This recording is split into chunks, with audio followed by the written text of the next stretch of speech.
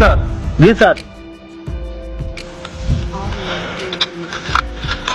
এখানে এই যে লাশটা এই জঙ্গলের ভিতরে, আশেপাশে তো মনে হয় কয়েক কিলোর ভিতরে কোনো বাড়ি ঘর নাই, কি মনে হয়? একটা বাড়ি তো দেখা যায়নি স্যার। এই জঙ্গলের ভিতরে এই লাশটা কে হত্যা করতে পারে?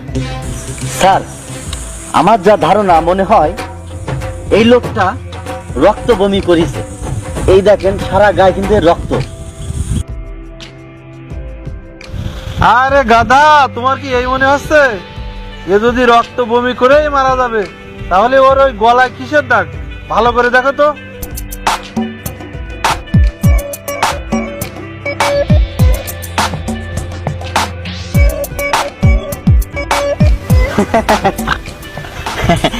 স্যার আমার যা মনে হয় আসলে সত্যি ওর গলায় যে দাগটা দেখছি না, আমার যা ধারণা ওর গলায় আপনার হয়তো কুরুল দেখে, না হলে কুদাল দিয়ে মার্ডার করছে স্যার। হাট!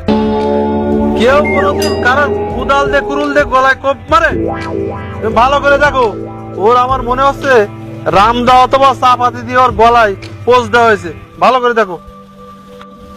ঠিক বলেছেন স্যার, আমি যে কখন কি যে বলি আমার খেয়াল থাকে না স্যার।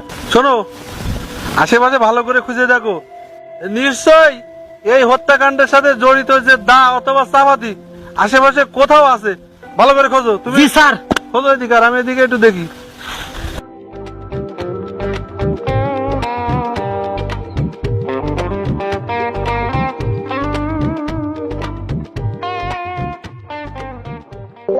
পাইছো?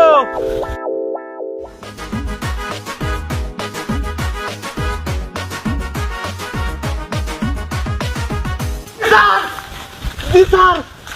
এই দেখেন সে দা, যে দা দিয়ে একে মার্ডার করা হয়েছে এখনো পর্যন্ত এই রক্ত রয়েছে স্যার, টাটকা রক্ত। এই দেখেন স্যার।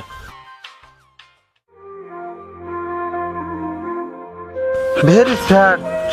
এইভাবে এই অস্ত্র দিয়ে একে মারা হয়েছে। মানুষ কতটা খারাপ হয়ে গেছে।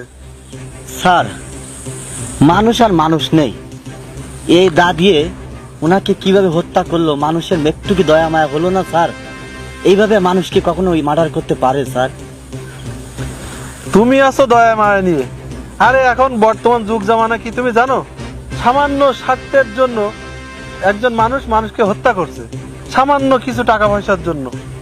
ঠিক আছে